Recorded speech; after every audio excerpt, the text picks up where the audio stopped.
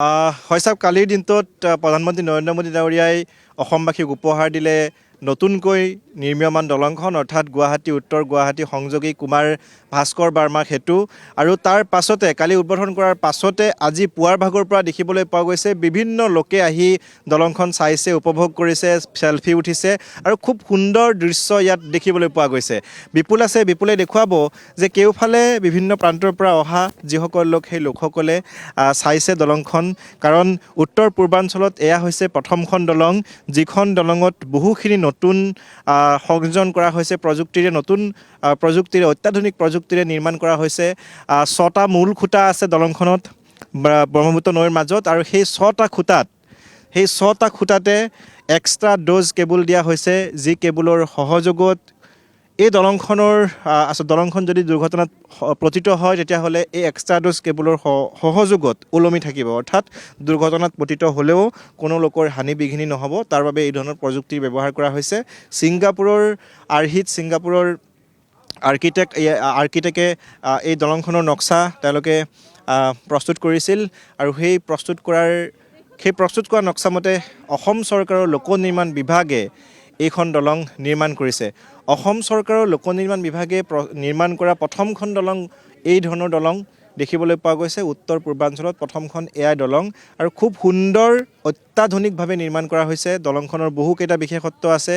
সেই বিশেষত্বসমূহ হৈছে, আমি ইতিমধ্যেই কৈছোঁ যে দলংখনত 3টা লেণ্ডৰ ব্যৱস্থা কৰা হৈছে, অৰ্থাৎ গুৱাহাটীৰ পৰা উত্তৰ গুৱাহাটীলৈ যিসকল লোকে যাব তেতিয়া সেই লোকসকলে 3টা লেন ব্যৱহাৰ কৰিব পাৰিব।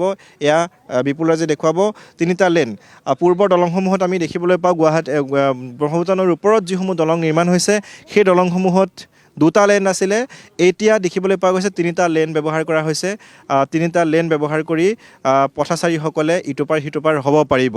খুব সুন্দৰ অত্যাধুনিকভাৱে নিৰ্মাণ কৰা হৈছে। তাৰ সমান্তৰালভাৱে ফিনক্স পেণ্ডুলাম বিয়াৰিং ইয়াত দিয়া হৈছে দলংখনত, যি বিয়াৰিঙৰ সহযোগত আচলতে যদি ভূমিকম্প আহিলে বহুখিনি প্ৰতিৰোধৰ ক্ষমতা থাকিব।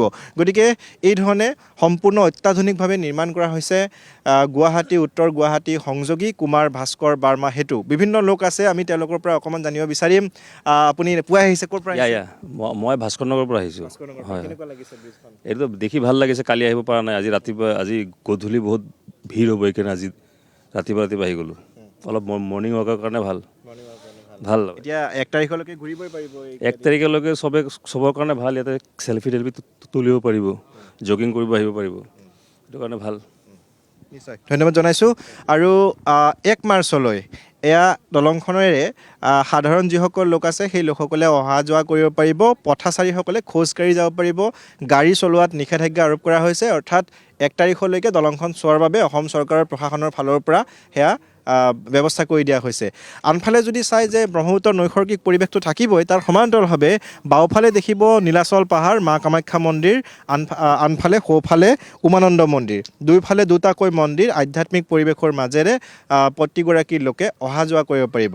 দলংখনত যদি আমি চাওঁ যে দলংখনত ব্যয় কৰা হৈছে 3030 কোটি টকা, আৰু সেইখিনি টকা ব্যয়েৰে দলংখন নিৰ্মাণ কৰা হৈছে।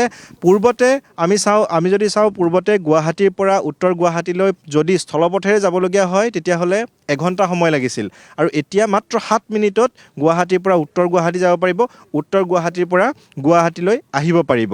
গতিকে 7 মিনিট, বহুখিনি সময় ৰাহি হ'ব। গতিকে সকলো ফালেই এটা সুবিধাজনক স্থিতি ৰাখিয়েই এই দলংখন নিৰ্মাণ কৰা হৈছে।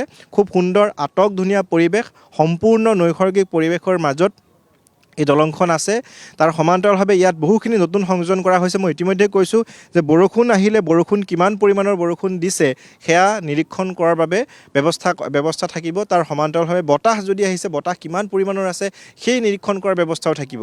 গতিকে খুব সুন্দৰকৈ আটকধুনীয়াকৈ সজোৱা এখন দলং, উত্তৰ পূৰ্বাঞ্চলত প্ৰথমখন দলং, যিখন দলঙত এই ধৰণৰ নতুন কিছু প্ৰযুক্তি সংযোজন কৰা হৈছে। আৰু এইখনেই প্ৰথমখন দলং য'ত আচলতে এই ব্ৰহ্মপুত্ৰৰ ওপৰত নিৰ্মাণ কৰা দলংসমূহত সাধাৰণতে বাহিৰৰ যিসকল কনষ্ট্ৰাকশ্যন কোম্পানী নাইবা বাহিৰৰ যিসকল ইঞ্জিনিয়াৰ, সেই ইঞ্জিনিয়াৰসকলেই চায়, কিন্তু এইখন দলং সম্পূৰ্ণ থলুৱা শ্ৰমিকসকলে, সম্পূৰ্ণ থলুৱা যিসকল অভিযন্তা, লোক নিৰ্মাণ বিভাগৰ যিসকল অভিযন্তা, সেই অভিযন্তাসকলে এই দলংখন তেওঁলোকে তদাৰক কৰিছে, আৰু অসমীয়া শ্ৰমিকসকলে, থলুৱা শ্ৰমিকসকলে এই দলংখন নিৰ্মাণ কৰিছে। সেয়া আটাইতকৈ গৌৰৱৰ কথা। গতিকে খুব সুন্দৰ আটক ধুনীয়াকৈ সজাই পৰাই তোলা হৈছে আচলতে অসমবাসী কিয় গৌৰৱ কৰিব লাগে এইসমূহে হৈছে একমাত্ৰ উদাহৰণ যিসমূহ উদাহৰণ হৈছে এয়া দলং যিখন দলং আচলতে 6 বছৰত সম্পূৰ্ণ কৰিছে এই দলংখনৰ নিচিনা আন এখন দলং হ'ব পলাশবাৰী শুৱালকুছি দলং হয় ৰূপম আপোনাক ধন্যবাদ জ্ঞাপন কৰিছোঁ আৰু কালি প্ৰধানমন্ত্ৰী নৰেন্দ্ৰ মোদীয়ে কুমাৰ ভাস্কৰ বৰ্মা এই সেতুখন মুকলি কৰাৰ পাছতেই আজি দেখিবলৈ পোৱা গৈছে গুৱাহাটী মহানগৰীয়ে নহয় বিভিন্ন প্ৰান্তৰ পৰা অগণন লোকৰ ভিৰ পৰিলক্ষিত হৈছে